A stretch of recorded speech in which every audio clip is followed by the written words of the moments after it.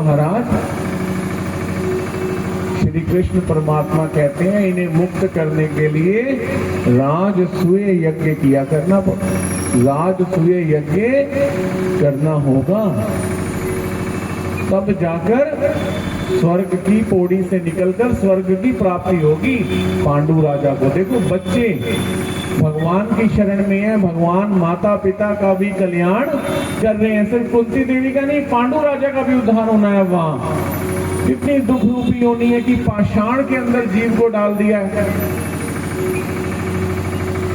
और वो भी 99 यज्ञ करने के बाद। ब्रह्म हत्या का भी पातक लग गया है। राजसूय यज्ञ किया गया। राजसूय यज्ञ करना कौन सा आसान था? विश्व के सारे राजाओं को, सभी ऋषियों को, सभी संतों को निमंत्रण दिया गया।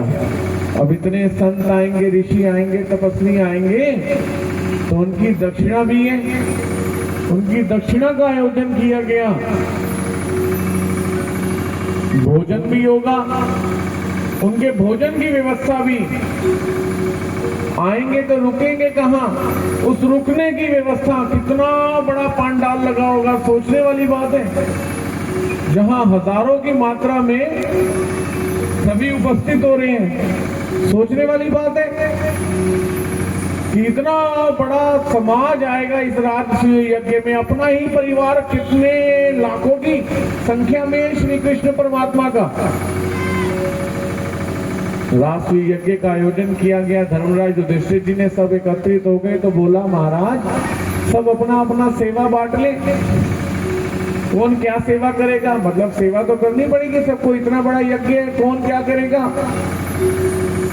भगवान श्री कृष्ण जी ने जब सेवा की बात आई तो भगवान कहते हैं जो इन भोजन कराएंगे संतों को, ऋषियों को, इनके जो झूठे पत्तल है भगवान कहते हैं हम उठाएंगे।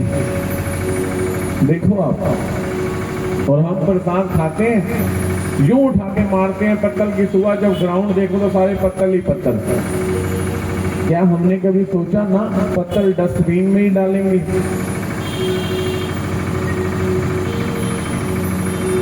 परमात्मा बर्तन उठा रहे हैं भोजन के उपरांत, और हम क्या कह रहे हैं? हम क्यों हाथ लगाएं झूठे बर्तन?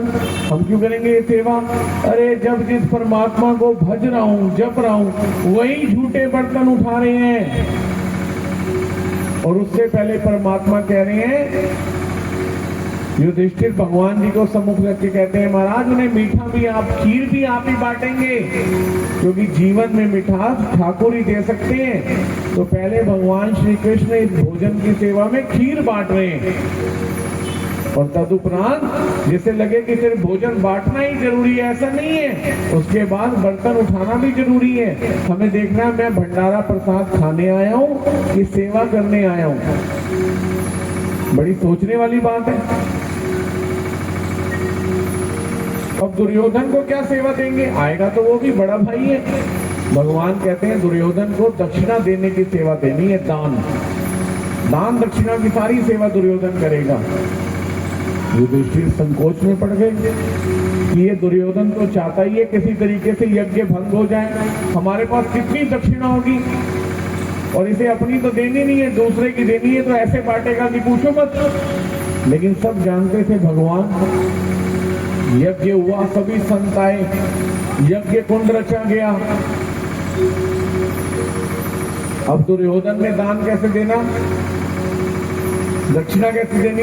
वो ले जाओ, वो ले जाओ, वो ले जाओ, पैर लगाना, हाथ लगाना, ये लेकिन जल्दी से जल्दी ये खत्म हो, दक्षिणा का सारा पैसा खत्म होगा, यज्ञ भंग हो जाएगा। कहते ना प्रसाद कम पड़ गया, कम पड़ गया, कम पड़ गया। अब प्रसाद क्यों कम पड़ गया? वहां तो संत ऋषि थे, जिसको दक्षिणा मिल गई लेता था, चला जाता। यहाँ तो प्रसाद एक एक हाथ से इधर ले लिया, एक दूसरे हाथ से इधर ले लिया, तीसरी पन्नी भी आगे कर दो, प्रसाद पूरा कैसे पड़ेगा? और यहाँ 4 दिन से प्रसाद की महिमा के बात कर रहे हैं कि प्रसाद इतना सा मुंह लग गया, बस हो गया। और कल एक माता यहाँ खड़ी मेरे सामने कह रही है हाथ में ब्रेड पकौड़ा है और जलेबी है, कह रही ना एक और लेके ही जाऊंगा। क्या करोगे आप? ठीक है माता, तो ले जा, फिर खड़ी रहे। समझाने के उपरांत भी, और दुर्योधन का यही प्रयास है। कई लोग कथा में ऐसे ही